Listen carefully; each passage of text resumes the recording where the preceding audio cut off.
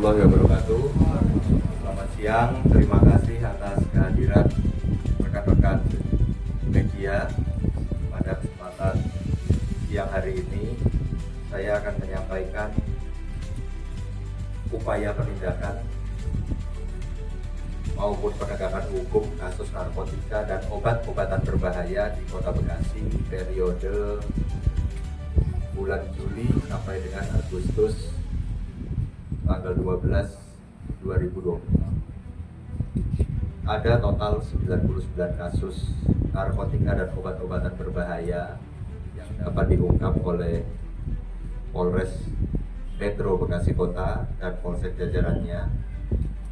Dari 99 kasus tersebut, 20 diantaranya adalah kasus obat-obatan keras berbahaya.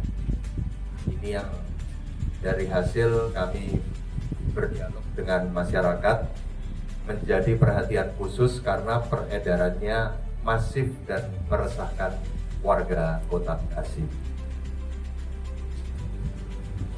Di antara obat-obatan berbahaya yang paling marak disalahgunakan, diedarkan secara gelap dan bahkan diproduksi secara ilegal, ini ada jenis-jenis tramadol, trihexyphenidyl dan heximer. Ada total 26 tersangka dalam kasus peredaran obat-obat berbahaya jenis tramadol dan sejenisnya, dengan jumlah yang berhasil kami sita 35.117 butir. Berikut termasuk alat transportasi maupun alat komunikasi dalam peredaran gelapnya. Dari penindakan obat-obat berbahaya jenis tramadol sampai dengan heximer, ini para pelaku kami terapkan pasal 435 Yunto 138 dan juga pasal 436 Undang-Undang Nomor 17 Tahun 2023 tentang Kesehatan, dan juga kami lapis dengan Undang-Undang Nomor 1 Tahun 2026 tentang Penyesuaian Pidana. Adapun ancaman maksimalnya mencapai 12 tahun dengan denda maksimal 5 miliar rupiah.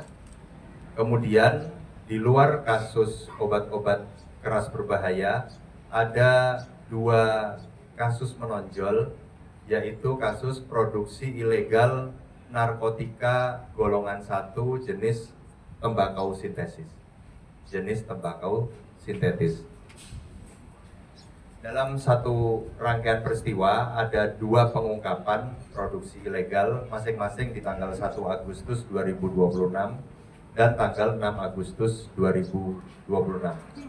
TKP-nya diantaranya ada di Pondok Gede dan hasil pengembangannya ada di Tambun Selatan.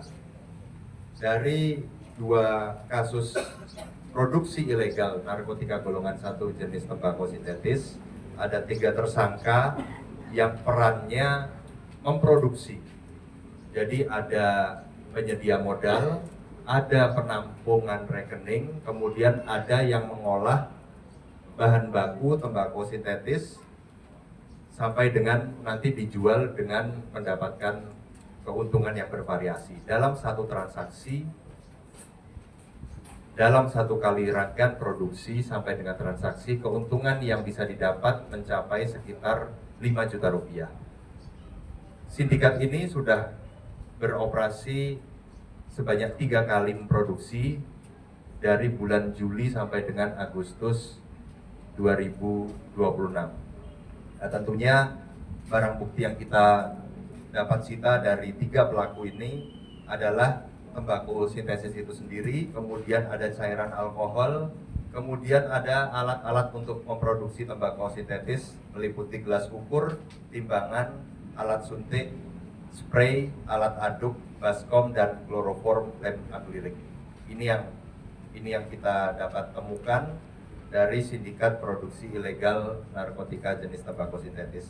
Adapun pasal yang kami kenakan karena ini tidak hanya meliputi peredaran gelap namun juga produksi ilegalnya. Kami terapkan pasal berlapis, diantaranya pasal 113, pasal 114, pasal 132 Undang-Undang Nomor 35 Tahun 2009 tentang narkotika, termasuk pasal 609 Undang-Undang Nomor 1 Tahun 2023 tentang KUHP atau KUHP baru dengan ancaman maksimal 20 tahun penjara. Ini beberapa kasus yang dapat kita ungkap periode Juli sampai dengan Agustus. Kami akan fokus pengungkapan kasus narkotika termasuk obat-obatan berbahaya seperti tramadol karena memang masyarakat sudah sangat resah terhadap peredaran tramadol khususnya, dan kami melihat pola peredaran gelapnya berubah-ubah di Kota Bekasi, sehingga jajaran Satres Narkoba dan seluruh polsek di Kota Bekasi mulai saat ini menjadikan pengungkapan kasus narkotika dan obat-obatan berbahaya menjadi salah satu fokus yang harus dikerjakan sesuai dengan harapan masyarakat. Mungkin itu yang dapat saya sampaikan pada rekan-rekan media. Selanjutnya kami persilahkan untuk sesi tanya jawab. Ini kan saya Evan dari Berita 24 Today. Ini kan mau tanya kan modus operandi rata-ratanya menggunakan modus kayak gimana untuk penjualannya. Kedua dari beberapa tersangka ini ada yang residivis apa tidak?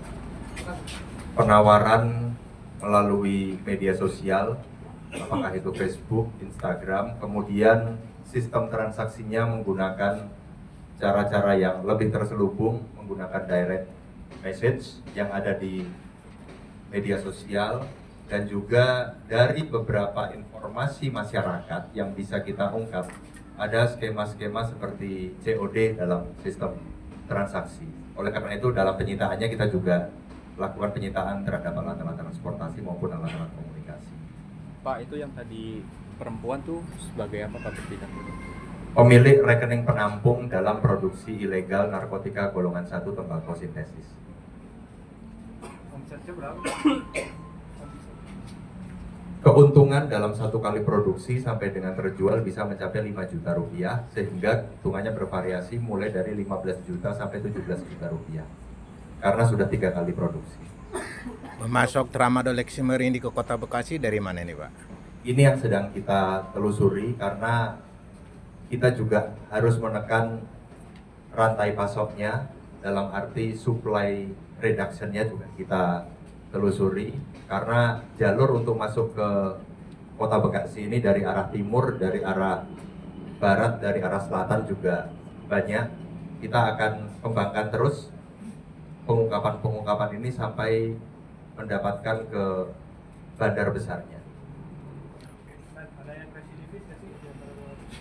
Ada beberapa yang residivis, nanti detailnya disampaikan melalui bahan rilis maupun penjelasan dari Pak Kasatgas Narkoba. Untuk sasaran sendiri pelaku ini disebari ke pelajar, kemana Pak? Multi sasaran, tapi mayoritas yang membuat kita prihatin adalah kalangan generasi muda. Ini yang sangat berbahaya.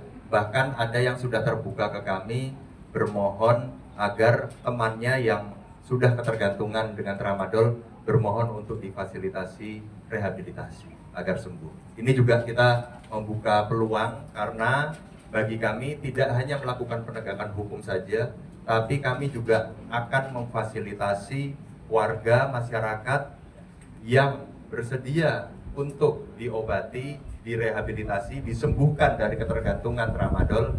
Kita akan fasilitasi, kita akan berikan akses ke tempat-tempat rehabilitasi maupun pendampingan dari tim kesehatan. Kita punya tim seksi kedokteran kesehatan di Polres Metro Bekasi Kota. Ini juga akan kami berdayakan untuk bisa dapat memberikan pendampingan sampai dengan langkah-langkah hingga para penyalahguna bisa mendapatkan layanan rehabilitasi.